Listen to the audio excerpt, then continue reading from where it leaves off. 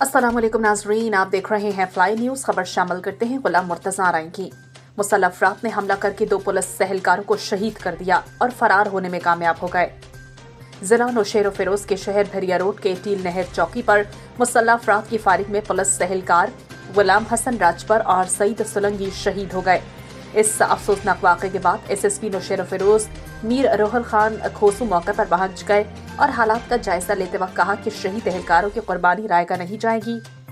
SSP ने वाज़े ऐलान किया कि शहीद एहलकारों का बदला फिलफोर लिया जाएगा और हमले में मुलव्विस मुल्ज़िमान को कैफिर किरदार तक पहुंचाया जाएगा।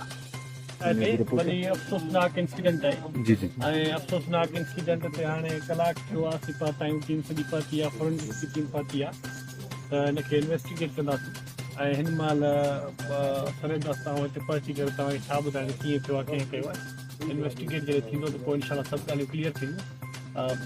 बाक़ी इहो तव्हांखे मां ॿुधाईंदो हलां त इनशाला जल्द अज जल्द हिनखे ट्रेस कंदासीं ऐं जिन बि इहो कमु कयो आहे उहे बि वाक़ई जनम थींदा इनशाला।